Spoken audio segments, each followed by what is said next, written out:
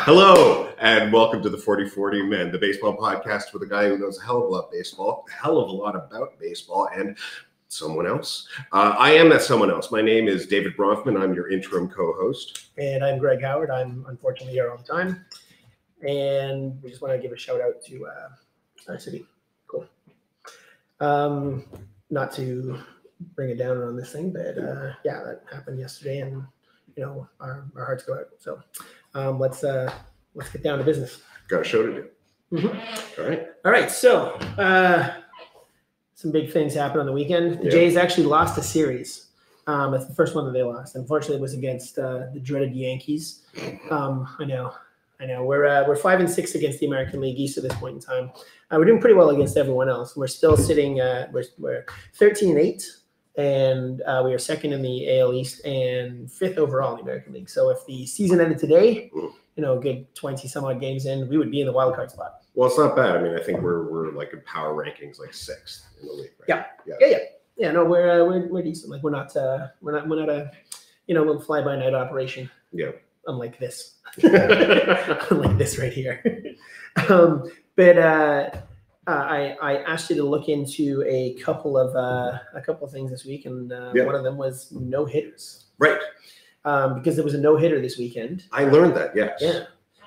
Sean Manaea of the Oakland A's. And the Oakland A's actually surprisingly have had a good chunk of them. But I don't know. What did you learn about some no hitters here? Oh well, I mean, obviously the simple stuff is that this was the first no hitter of the year, and possibly the only no hitter of the year because they are that rare. I think last season only saw one as well. What's crazy is that the Jays have been around since '77, and they've had 4 no-hitters thrown against them. Yes. And they've only ever had one, which is, as everyone knows, Dave Stieb.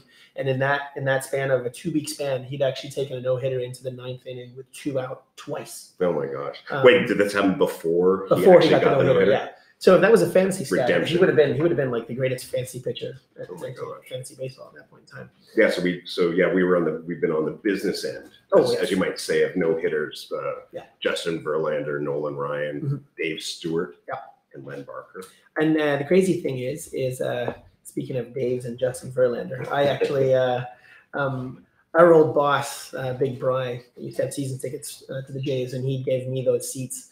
And I said, no, you know what? I know someone who likes the Tigers and want to go see that. And I gave up 5th row behind the catcher for a no-hitter. It was against us, but I mean, it still would have been cool to see. So there's a good question from a guy who doesn't really know a hell of a lot about baseball is, when do no-hitters start getting exciting? Because, I mean, I want to see, like, things being hit, right? And so at what point are you like, wow, this could actually happen? Well, everyone got excited a week or so ago when Ohtani took a no-hitter into the 8th inning. Yeah. So, like, after about the 7th inning, like, it's not uncommon to go 6 or 7. But then at that point in time, the pitcher might get a little tired. Surprisingly, a lot of the times, the pitchers are the ones that actually do throw the no-hitters usually come in under like 110 pitches for a no-hitter. Like and there's just something that's going on with them that day. Like they're just dealing. They're dealing. They've got a proper spin on the ball that's either inducing a lot of pop flies or a lot of ground outs. You're never going to see like there was a combined 6-pitcher no-hitter done against the Dodgers in 2012. How does that even happen? You have don't you want to keep the pitcher? Well, that's the thing is the first guy who went up for 5 innings. I'm trying to remember exactly who that was. He was throwing a lot of balls. Like he was dealing out a good solid 120 pitches at that point in time. And then people came in for a half inning for 1 out for 1 full inning and combined for a 6. And the guy who actually finished it off was Brandon Lee, who actually used to be a Blue Jay. Finished it off as the closer at that point. I thought that was Bruce Lee's son. No, League. Oh, okay. Part Hawaiian though. Hawaiian. So I was close. Close. Not really. No. All right. But much closer than here. Yes. But so we've had one measly no hitter in the entirety of the existence of the Toronto Blue Jays, but we share that stat with 4 other modern era teams, and we are above the San Diego Padres, who have had none. And they've been around for like 70 years. Yeah, and they've actually had a few thrown against them in the last few years. Yeah. 4 specifically within the last 5 years. And that's a lot. Yeah, that's a lot. Like have the same team sort of roll around. I mean, there was 31 no hitters that were from defunct franchises. But yeah, it's a fun little stat, you know. But the Dodgers, considering the Dodgers payroll, the Dodgers in 2015 had 2 thrown against them in a week, and like that's that $300 million team. I got a little bit more to talk about this, but I am continuously amazed by the fact that I'm being notified that we have a caller. Yeah, and so I think we should be taking that caller. Also, I want to say that this is the inaugural time that we have done our podcast in front of a live studio audience. I want to welcome Cheryl and Michael to the hood. You can hear them in the background. Yeah. I'm amazed. So we're now going to have a studio audience and a caller, which I think is pretty amazing. Thank you. Thanks very much. Okay, so who have we got online? Oh, that may take actually a little while because I actually have a couple things because you were like talking about. Well, you told me to look up no hitters, and so of course no hitters leads into this rabbit hole of perfect games. Yeah. You know, it's a guy just learning about baseball, and so I started doing some research, and I'm looking into perfect games and like how rare it is and everything else, and I'm so happy. I'm like so excited for myself because I have actually invented a new statistic. I've invented a new stat. For baseball, that's tough. I compiled. I did not look this up. I did not like Google a stat or whatever. I actually compiled information. It took me a long time to create a new statistic, and the stat is teams that once had a pitcher who pitched a perfect game for another team, and it's called TOPP. That's TTOPPP. And unfortunately, the Jays have had a couple. And the Jays have had a couple, and that's what got me there. But so the stat is TTOPP, and because I invented it, that's what we have to call it. So we share that record. We share the record. So like, go Jays. Yeah. We have actually had Roy Halladay. David Wells. Yep. Well, I mean, we had AJ Burnett threw one before he got here. He was a no hitter. He was a no hitter before he got here, and same with Mark Burley. Mm-hmm. Yeah. One more. Well, Dave Stewart before he came, but who was the other one that went after? There's one more, and it was David Cohn for the Yankees. Oh crap! Yeah, of course he did. So we have 4 players that. That have pitched perfect games for somebody else. Yeah. So hey, oh my God, this thing that I talked about when I said that we had a caller and then we didn't actually have a caller, we now actually have a caller. All right. Yeah. We got Dudley. So Dudley, what's going on? Hey, what's up, gentlemen? he's got way more decoration than we do at this point in time. Check that out. I know. Can we borrow some of those flags? Congrats on the 40-40. Should it be 40-40? 40. Well, do you have you got a little question for us or a little topic to bring up? Yeah, I'm gonna talk some Blue Jays baseball since you guys introed with that. Mm-hmm. What do you think about the bullpen going forward here? Do they need to bolster it up, or are they gonna rely on the starting pitching going this year? Sorry, I'm looking at the Blue Jay game. Well, that's the thing. I was going to say the first thing we need to answer is what the hell are you looking at? But so thank you for clarifying. Yeah, well, if I was looking at something really interesting, I would not be on this podcast. I don't know, Dave. Do you want to answer that? Or do you want me to field that question? You know, I think that you may. I'm going to toss it to you. All right, cool. My opinion of it is that was the bullpen has been the biggest surprise of the team so far. It was we knew we had a closer. We just didn't know what the closer's headspace would be in because he started out great at the halfway point of the season last year. He had a little bit of a mental block. Something went wrong sort of upstairs, and he had some panic attacks and a couple of other things that just sort of left it made him not be in the baseball mind. But he's actually righted the ship, and everything seems to be good for that now. But we've done it based on guys that are sort of throwaways from other teams. Like we picked up John Axford, who was a Canadian. We've got Tepera is still doing his job, and Loop is one of those ones that's always, you don't know what's going to happen with that. But yeah, a guy like it's been like a crapshoot, and it seems to be working out in our favor at this point in time. So going forward, it might be the right mix of people that can do the job. I can't actually say yes or no. Well, Dudley, I was under the impression that we have a glaring deficiency in our bullpen, which is not having like a long reliever, like a reliever that can actually last a few innings. What do you have to say about that? Yeah, I'm looking.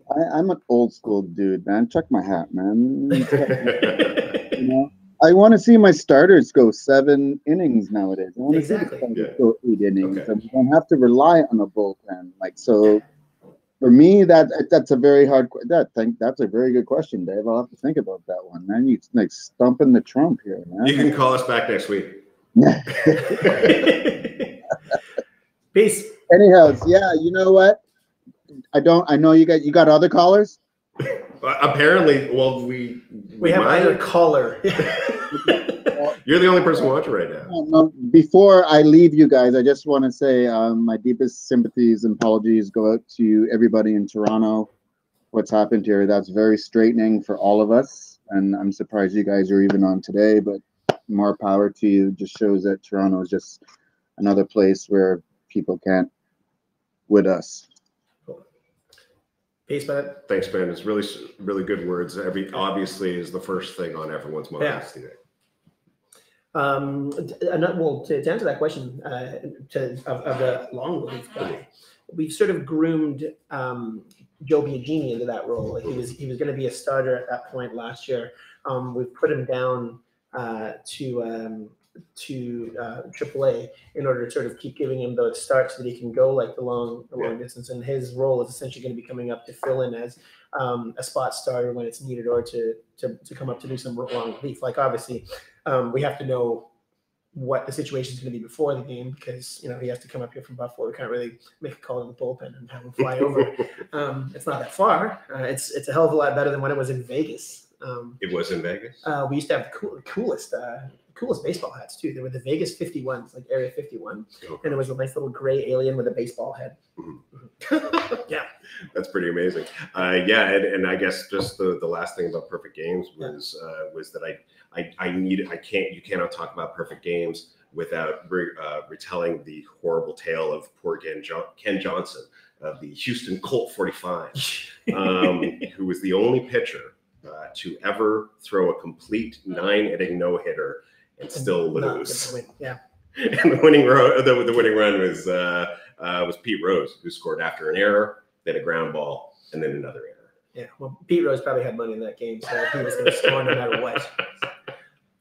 Do we have another caller, or is Harry out? Harry has a 7-year-old laptop that seems to be crashing out on him. Well, that's no problem, because that can lead me to the next thing, which so as some of you, or like I like to say, one of you may know, Greg, every week he hands me a little hint, something that I need to study and try to figure out what the heck it actually means, and then present my report. And it's become a little something that we'd like to call "What Did Dave Learn This Week?" What did Dave learn this week? All right, so Greg hands me this thing that says 1256. 1256. And I got to tell you, this was a tough one for me, Craig, because if you Google 1256, the first 9 pages are Bible verses. So and I'm assuming, being a Roman Catholic, stout Roman Catholic that you are. Yeah, exactly. Well, I was assuming that it was not Luke 12:56. Hypocrites, you know how to interpret the appearance of the earth and the sky. How is it that you don't know how to interpret this present time? and that was a real head scratcher for me. But you gotta love Luke. So many exclamation points. But beyond that, I mean, I go in. There's like a bunch of other things. Really, when you start googling it as it associates with baseball, you get into my favorite stat of all time, which is mound visits. I mean, can you not name a sexier stat than mound visits? Yes. Anyhow, there was that. I mean, I looked at this rabbit hole of average inning length, and then you get into this sort of very vocal and, quite frankly, kind of potty mouth community on the internet who are raving about shortening baseball games to 7 innings. But then I finally got this. This did take me a long time. I finally got it by Googling what takes 13 minutes in baseball. Seeing as 12:56 was just slightly under 13 minutes. Brandon Belt. Brandon Belt. That's all right. Cool. Brandon Belt of the Giants. Yeah. So who 2 days ago took 21 pitches from Jamie Berea. Yeah. And in a single at bat, setting a Major League Baseball record while simultaneously setting back anti-pace of play movement by about 10 years. Exactly. And so he took longer than an NBA quarter. I'm already trying to get into baseball, and this would have infuriated me. But because he fouled off at one point, he fouled off 11 consecutive pitches before. Like, there's no payoff here, man. He just lines out. Well, what's crazy about that is the fact that once they get over 15, most of them have either lined out, struck out, or flied out. There's only been one that's actually got a base hit out of it. Was that the last record that I'm looking at? Or? Well, it was 18 pitches, and it was Alex Cora that actually homered. It homered off. Homered. So that might make sense. That's a payoff. Yeah, that's a payoff. You've tired out the pitcher. Yeah, and but most of them end up in dismal. Well, I mean, this broke a record. Like this broke a record that has been standing for about 20 years. The last time it happened was Ricky Gutierrez versus our man Bartolo. And so, but in the case of what happened a couple of days ago, so Berea only makes it through 2 innings because he's already thrown like 1 million pitches, and here comes our long reliever. Yeah. But that's so he gives up 2 runs before being pulled in the second. I mean, it greatly helps the team, specifically like if you happen to have a good pitcher on the mound, like you just drain his arm in a short span of time. Well, and this goes into the rest of what I've had to learn about this sort of stuff, which is this saying that it is a record, that they actually broke this record. This is a really tough record to monitor because really we've only been tracking these sorts of things since the late 80s when the number of pitches thrown actually started becoming a thing, and people were like, just monitoring their pitchers and their pitchers' health. But there is a story. Okay. There was a story of a lovely lady. Who knows what happened after baseball. The 40-40 man now falling to a studio near you. All right. So the story, as we go, is this is the fine quality broadcasting that we go on. We spare no expense to bring the finest baseball podcast to you. It would have been ironic if that would have fell last week, because considering part of the dome fell in. Yeah. It's all right. We actually set that one up. It just fell 1 week late. So there is a story, and it's a story about White Sox shortstop Luke Appling's 1940 at bat versus Yankee pitcher Red Ruffin. Which, before I go any further, as an aside, I really think we need to bring the name Red back. Red needs to make a resurgence. And shout out to loyal listener Burgundy Weber, who is pregnant and about to have a child. I'm going to just throw the name Red into the name hat because your name's already Burgundy, and Paul is a ginger. Yes, so it could fit. I mean, this just you can just do the entire Crayola box. Yeah. But at any rate, let's get back to actual baseball. So this one is a little different than the one that happened this week, because this wasn't like a pitching duel, sort of like minds meeting each other, where it was like I'm going to try, I need to hit it, or where's he going to throw it, or whatever. No, this was Appling simply wanting to fuck with the pitcher, and so stepping out of the box. He just deliberately fouled off 24 pitches in a row. And so this is the story. So we don't necessarily know what the full numbers are, but this is the story. The story, as I found it, is that he just went and like every pitch he went, he was like, just crush it right into the stands. Just did it over and over and over again, 24 times in a row. His strategy was to tire out Red, which he did, and then he eventually walked. Red reportedly had a lot of colorful language at the end of the inning. The contents of which sadly have been lost to the winds of history. Yes. But Appling, he loved to foul off balls. This was his thing. And if he saw a pitch that he didn't like, he would just clunk it right into the stands and wait for the next one. So personally, for me, I'm like, that's amazing that you can actually have that kind of accuracy, like that a player can have that. And this is at a time, this is the 40s. Pitches were a little bit slower back then, but they were not that much slower. And how do we know that? Because they could even track pitch speed in the 40s, not with our modern radar detectors, but they would use a device called a Boulange chronograph, which sounds like a lovely white wine sauce. And what they would do is essentially a pitcher would be like throw the pitch down a tunnel, and you would like measure where the tunnel started and where the tunnel ended when the ball went that way. And the alternative method of measuring pitch speed was to drive a motorcycle at about 85 miles an hour past a pitcher, and have him fire it, and pretty much guess the difference. That's amazing. That was how they did it. So yeah, I figured it would have been with like some kind of stopwatch or something like that, because there's no way they had it. But that's the trick, is they had an average, so you couldn't tell exactly what the actual pitch at that point in time, because you just knew that pitcher was able to throw 88, and that pitcher was able to throw 92. They were starting to like develop technology that was being used for the military to measure bullet speed, and these things started getting more and more accurate. The Boulange chronograph was eventually sort of adapted into other chronographs that were like much more accurate, involving the pitcher actually standing at the front face of the tunnel instead of actually throwing it into the tunnel where you actually have a ball that is losing speed before it actually hits. Knowing my luck, I would have been around at that point in time. Never actually thrown it into a wind tunnel. It would be going. It would have been the only pitch to have a negative. Yes, but lovely covered bridges. So that could be the record. What was also weird was I was trying to find, he hands me 12:56. So it's also very close to the length of the song "La Village John Gatto" by Rush, which is about the city of Toronto, actually, which is actually kind of funny. I'm ashamed that it did not come up in my many wouldn't Google have. searches.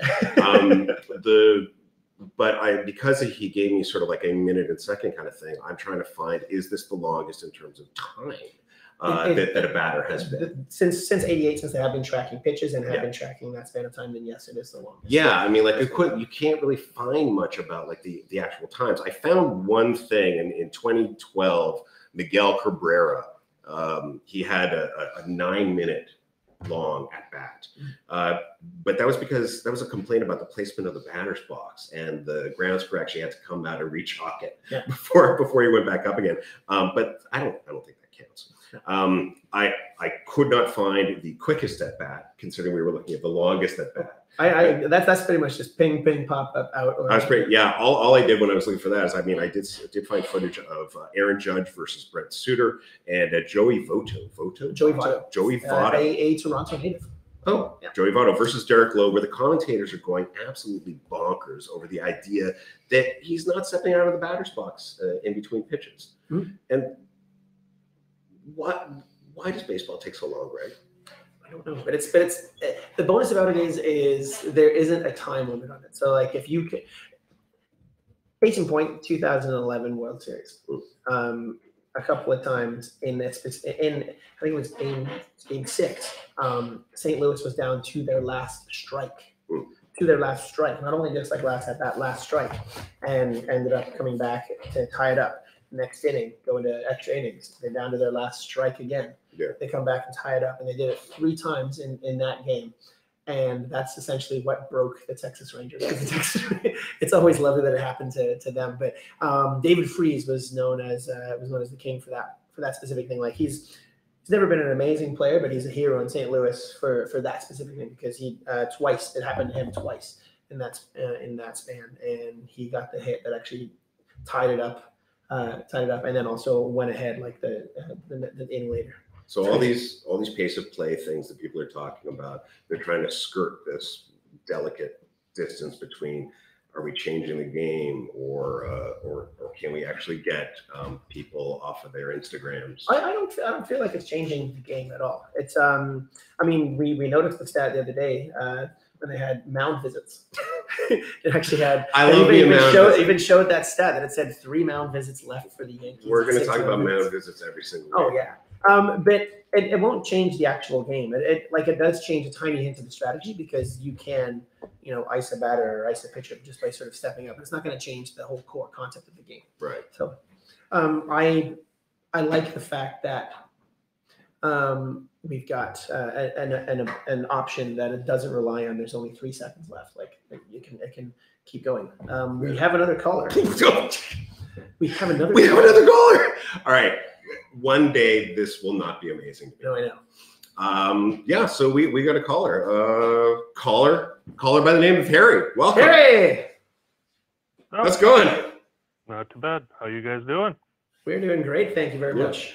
Sorry, Harry, I'm loving some of your responses on this one here. There was a good call on Biagini that I liked. Yeah, I completely forgot about him. I considered their depth to be 0, but that's a little bit more than 0. Yeah. Well, it's not in the actual system. It's in AAA. Well, ready to actually step in and take a start that you can expect more than 3 major league innings out of. Yeah. But I mean, I think there are lots of guys like Jaime Garcia out there, and they could use another one. Yeah. Well, I mean, we used to have guys that could go the distance. Like most recently, Burley. I mean, Halladay was known for that. These guys would go like about 7 or 8 or 9 complete games in a season, and then now last year the Jays led with 4, and it was 2 by Marcus Stroman. Yeah, and he doesn't like to give up the ball. No. Even when he clearly should give up the ball. This year, yes, yeah. But well, Harry, thanks for the call, man. Yeah, I don't actually have anything to ask. I'm really more testing the technology. I'll try and think of something to stump you. I will actually say, are you planning on leaving Ohtani as a hitter all year? Or for the time being, this is the Wait, poll that I made. This is the. Are we talking about fantasy baseball? Because yes, it is. We've entered a realm of where there exist at least 500,000 podcasts. I don't know if we can compare with those ones yet, but as for now, I am keeping him as a batter. So far, it's been a wise move. Yep. Yeah. Cheers. Peace. Thanks so much, Eric. All right, what's next? Well, let's do considering you actually mentioned Buffalo, let's do the farm report.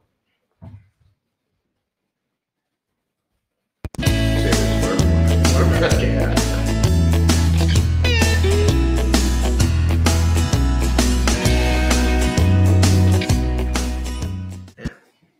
All right. Well, it's been the minor leagues always start a little bit later than the national, than the Major League Baseball season does. And as it always stands, the Jays, two leagues down, always seem to do much better than the Bisons do. The Bisons are 4-5 right now. The Fisher Cats, New Hampshire Fisher Cats, are 11-5. Dunedin, which is Advanced A, 7-9, and the Lansing Lugnuts, which actually has some of the coolest little logos in baseball, is 10-6. The reason why the Fisher Cats are important is because we always want to know how what I call the family pack is doing, and that's Vladdy Jr., Kevin Biggio, and Bo Bichette. Vladdy, a couple home runs, 17 RBIs, 333 average, and an 892 on base plus slugging. Bichette, 6 stolen bases. He's got speed out of the two. 7 RBIs, 288 and a 737 OPS. But Kevin Biggio, 4 homers, 13 RBIs, 313 average, and a 1.122 OPS. These guys are going to be ready for the bigs, if not at the end of the season. Most definitely by next year. So it's something to note that Donaldson coming into his contract year on third base. Vladdy can play third, Bichette shortstop, and the oft injured Troy Tulowitzki, who love both those guys.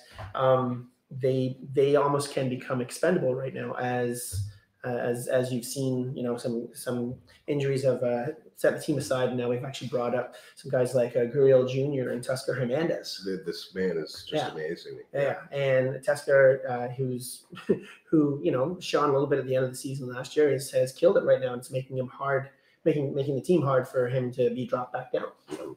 Yeah, well, I got to tell you, Greg, I can say with a good deal of confidence that none of what we just talked about will be committed to my long-term memory. No, I doubt it. Yeah, I doubt it.